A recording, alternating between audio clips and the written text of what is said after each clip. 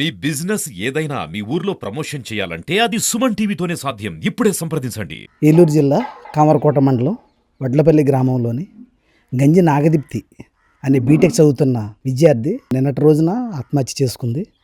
దానికి సంబంధించి పూర్తి వివరాలు మనం అడిగి తెలుసుకుందాం. పాప యొక్క అన్న మనతో ఉన్నారు. ఇప్పుడు మనం వాడి ఇంటి దగ్గరే ఉన్నాము. మరి ఆ పాప యొక్క అన్నతో మనం మాట్లాడి పూర్తి వివరాలు ఏంటో మనం అడిగి తెలుసుకుందాం. అమ్మగారి పేరు గంజి ఉషారాణి అండి. నాన్నగారి పేరు గంజి వెంకటేశ్వరరావు. నా పేరు గంజి అరవింద్. చెల్లి పేరు గంజి నాగదీప్తి. మొన్న సాయంత్రం మాటలు చెల్లిని కాలేజీ నుంచి తీసుకొచ్చానండి. తీసుకొచ్చే ముందు అడిగాను, చింతల్లి ఇంకా వాళ్ళు కానీ ఫోన్ చేస్తున్నారా, మెసేజ్ చేస్తున్నారా అని చెప్పేసి అడిగాను. అడిగితే చేయట్లేదు అంది. నేను కొంచెం గట్టిగా అడిగేపటికి చేస్తున్నారనే అంది. ఎవరు చేశారంటే మన ఊర్లో చిన్ను ఉన్నాడు కానీ వాడే ఫోర్స్ చేస్తున్నాడనే అత్తమానం. ఫోన్ చేయలేదు కానీ ఇక్కడ నాన్న బస్సు దగ్గర దించేసి నాన్న వెళ్ళిపోయిన తర్వాత రోజు వస్తున్నారనే వచ్చి అడుగుతున్నాడు అనే రోజు మాట్లాడవా మీ అన్నని చంపేస్తాం, నీ మీద యాసిడ్ పోతాం, మేము ఎంతమంది ఉన్నాం తెలియదా నీకు, మా ఫ్రెండ్ కారు కూడా ఉందిగా దాంతో ఒక గుద్దామంటే మీరు అయిపోతారు అని కూడా బెదిరిస్తున్నారు అని చెప్పేసి చెప్పిందండి. ఆ మాటలన్నీ తీసుకొచ్చి ఇది చాలా తీవ్రంగా వెళ్ళిపోద్దేమోనని నా భయంతో నేను పిల్ల అప్పటికి చెప్పింది అమ్మోళ్ళకి కూడా చెప్పకరా, వద్దురా అనేసి. ఆ పిల్ల భయపడిపోయి అయినా సరే నేను అంటే తీవ్రంగా వెళ్ళిపోయేలాగా ఉంది, నా వల్ల జరిగేది కాదనిపించింది. నేను 1 month బ్యాక్ కూడా చెప్పాను ఆ పిల్లకి మాట్లాడొద్దని. అప్పటి నుంచి 1 month నుంచి ఆ పిల్ల మాట్లాడలేదు. వాళ్ళే ఫోన్లు చేస్తుంటే కట్ చేస్తుంది, లేదా నాకు చెయ్యొద్దని చెప్తుంది. ఆ మాటలన్నీ నాకు ఎప్పటికప్పుడు చెప్తుంది.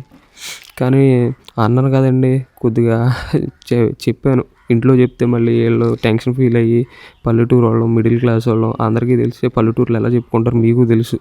సో దట్స్ వై ఇంక మేము చేసేది ఏమి లేక ఇంటికి తీసుకొచ్చి అమ్మకి చెప్పొద్దు, నాన్నకి చెప్పొద్దు అన్నా కూడా నేను చెప్పాను. నాన్నగారు అన్నారు ఇక మాట్లాడ అనవసరం అని చెప్పేసి ఆయన బండి తీసుకుని వెళ్ళిపోయారు. అప్పటికప్పుడు బాబాయ్ గారికి ఫోన్ చేసి, బాబాయ్ ఎలా జరిగిందంట, అమ్మాయిని ఇలా ఏడిపిస్తున్నారంట అని చెప్పేసి చెప్పాను. అంతకుముందు రోజు రాత్రి బిఫోర్ లాస్ట్ నైట్ నన్ను ఆ గ్యాంగ్ వాళ్ళే నన్ను తిరునాళ్ళకి వెళ్ళి వస్తూ ఉండగా ఒక కారు ఒక ఆటో అడ్డు పెట్టి నన్ను మా ఫ్రెండ్ని కలిపి కొట్టారు. మా ఫ్రెండ్ పట్టేసుకున్నారు మాట్లాడడానికి వస్తే, నన్ను మాత్రం ఎదురు కొట్టారు. సుమంత్ అనేవాడు, బన్ను అనేవాడు, వాడి పేరు అజయ్ అంటారు వాడిని, మేము అలా బన్ను అని పిలుస్తూ ఉంటాము. వాళ్ళు కలిపి కొట్టారు. ఆ రోజు గొడవ ఏంటంటే సుమంత్కి నాకు గొడవ. వాళ్ళ నాన్నగారిని నేను బాబు అన్నాను, వాడు బాబు అనొద్దు అన్నాడు. ఇంకా అక్కడ రెచ్చిపోయి మేమిద్దరం, వాడు నా మీద చేసాను, నేను ఆడ మీద చేసాను, మేమిద్దరం కొట్టుకుంటుండగా వీడు వచ్చి లాగాడు. ఇంతలో ఒక రాయి మీద పెట్టి కొట్టాడు. ఇదిగోంటుంది దెబ్బలు కూడా, ఇదిగోండి ముక్కు పగిలిపోయింది, టీషర్ట్ కూడా లోపల ఉంది, రక్తం అంతా పడింది. బాబాయ్ గారికి చెప్పినప్పుడు మా నాన్నగారికి తెలిస్తే టెన్షన్ ఫీల్ అవుతారని బాబాయ్ గారికి చెప్తే, బాబాయ్ గారు అప్పుడు వెళ్ళి హాస్పిటల్ కన్నా తీసుకెళ్ళండి, మీరేగా కొట్టిందంటే మాకు సంబంధం లేదని చెప్పారు. ఆ రోజే బాబాయ్ గారు హాస్పిటల్కి కూడా తీసుకెళ్లారు. ఆ రోజు పెద్దల్లో మాట్లాడదాం అన్నారు. మీకు తెలిసిందే పల్లెటూరులో పెద్దలతోనే మాట్లాడిన తర్వాత కేసులు దాకా కానీ ఎక్కడ దాకా కానీ వెళ్తారు. ఆ తర్వాత బాబాయ్ గారు పెద్దల్లో పెట్టారు. వాళ్ళ నాన్నగారికి ఫోన్ చేస్తే సుమంత్ అన్న వాళ్ళ నాన్నగారికి చెప్తే ఆయన భీమవరంలో ఉన్నారన్నారు. వచ్చేపటికి లేట్ అయిద్ది అన్నారని చెప్పేసి ఈవినింగ్ చూద్దాం అన్నారుగా. నేను 5:30కి వెళ్ళి చెల్లిని ఎక్కించుకొచ్చేటప్పుడు ఈ మాట అడిగాను, ఇంకా ఫోన్ చేస్తున్నారు ఎలాగని. చిన్నుగాడే ఫోర్స్ చేస్తున్నాడని ఫోన్లు చేసినా నేను కట్ చేశాను అని చెప్పేసి చెప్పింది.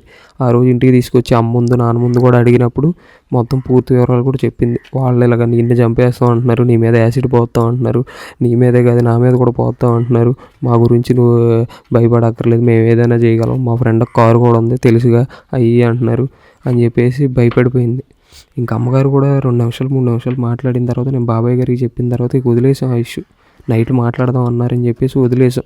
పిల్ల స్నానం చేసింది, మా నాన్నమ్మగారి ఇంటికి వెళ్ళింది, అక్కడ కూర్చుంది. మేము ఇంతలోకి మా బాబాయ్ గారు వచ్చి పెద్దలు పిలుచుకొచ్చి నన్ను కొట్టారు కదండి ఆ గొడవ గురించి మాట్లాడుతున్నాం. అది మాట్లాడేటప్పుడే మా బాబాయ్ గారు కూడా ఈ గొడవను కూడా కొద్దిగా చెప్పారు. ఇలా జరిగిందంట, మనం దీన్ని పోలీస్ స్టేషన్ దాకా వదిలే కానీ మనమే చెప్దాం ఒకసారి అని చెప్పేసి చెప్పారు.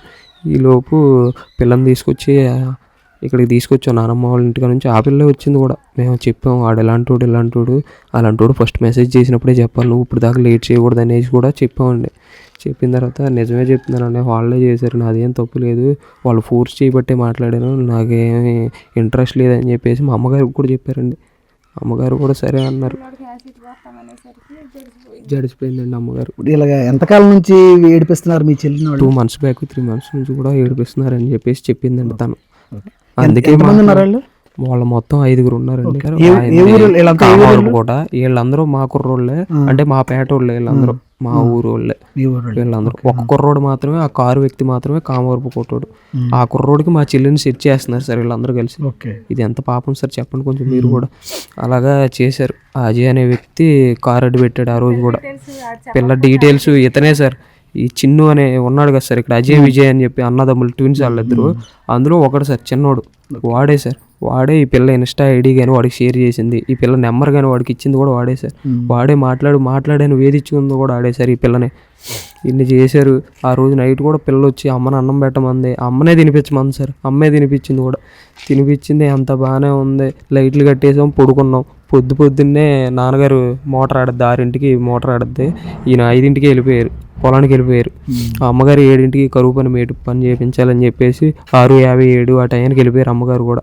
ఇంకా నేను ఒక్కడే ఇటు సైడ్ డబుల్ బెడ్రూమ్ కదా సార్, ఈ బెడ్రూమ్లో పడుకుంటే వీళ్ళు ముగ్గురు ఒక బెడ్రూమ్లో పడుకుంటారు. నా టేబుల్ ఫ్యాన్, నాకు ఏ సౌండ్ వచ్చినా వినిపించదు. ఇంకా పిల్ల ఏం చేసిందంటే మరి main door exit door 2 close చేసేసుకుని ఇంకా గళ్ళుం పెట్టేసింది సార్. గళ్ళుం పెట్టేసి సూసైడ్ చేసేసుకుంది సార్. ఇంకా నాకు తెలియదు. అమ్మ కరెక్ట్గా ఎగ్జాక్ట్గా 7:38కి ఫోన్ చేసి చెల్లిని పొయ్యి మీద అన్నం పెట్టమన్నాను, పెట్టిందో లేదో చూడు అన్నారు సార్.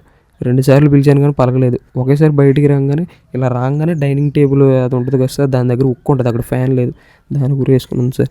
నాకు ఇంకా ఐడియా రాలేదు సార్ ఎవరినన్నా పిలవాలి. నా చెల్లి కదా సార్, నా ఆవేదన నాకు ఉంటుంది. ఏమో ప్రాణం మిగలొచ్చు కదా సార్, బతుకుండొచ్చు. వీళ్ళందరం పిలిచి చెప్పేంతలో చనిపోతే ఏంటి, దానికి పాపమే కదా అని చెప్పేసి నేను ఎమ్మటిని వెళ్ళి పట్టుకున్నాను.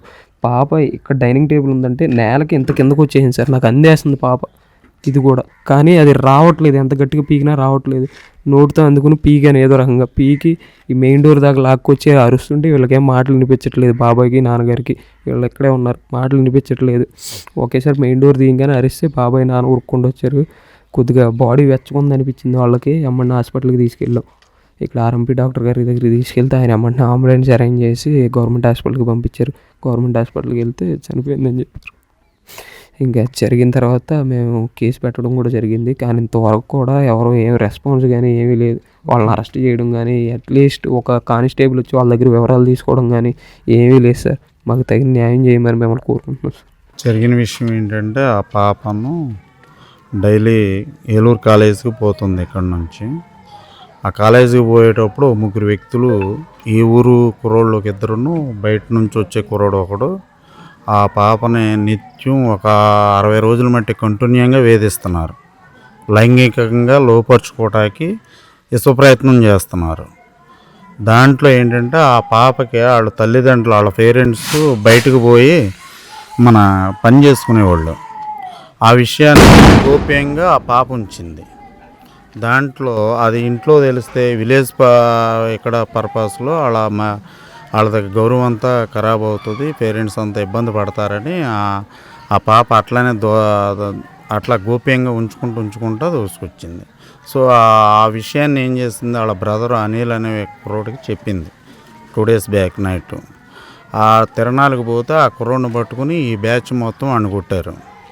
కొట్టిన తర్వాత ఇంక విషయాన్ని నిన్న ఉదయాన్నే కంప్లైంట్ ఇద్దామని పోయేటప్పటికి ఊళ్ళో సెటిల్ చేసుకుందాం, ఊళ్ళో కూర్చొని మాట్లాడుకుందాం గ్రామ పెద్దల పక్షాన అనేది ఒక నిర్ణయం తీసుకున్నారు. దాంట్లో మెయిన్గా 2-3 పెద్దలు లేదు, ఈరోజు ఉదయం మాట్లాడుకుందాం అనేది రాత్రి నిర్ణయించుకున్నారు.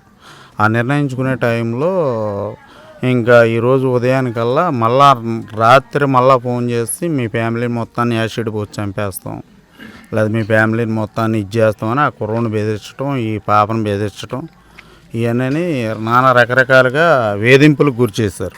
మెయిన్ ఆ వేధింపులు తట్టుకోలేక మార్నింగ్ 6:30 కల్లా, ఎర్లీ మార్నింగ్ 6:30 కల్లా ఆ పాప సూసైడ్ చేసి చనిపోవడం జరిగింది. సో దీనికి అంతటికి కారణం ఏంటంటే ఆ పాప జరిగిన మరణం అనేది ఇంకో పాప జరగకుండా ఆ వ్యక్తుల మీద ఇమీడియట్గా ఎన్ని సెక్షన్లు ఉంటే అన్ని సెక్షన్లు పెట్టి వాళ్ళకి ఆ కుటుంబానికి న్యాయం చేయాలని మేము ముఖ్యంగా కోరుకుంటున్నాం. ఆ కుర్రోళ్ళ పేర్లు ఏమో తెలిసింది. ఆల్రెడీ ఎఫ్ఐఆర్ సిఐ గారికి ఇచ్చాం.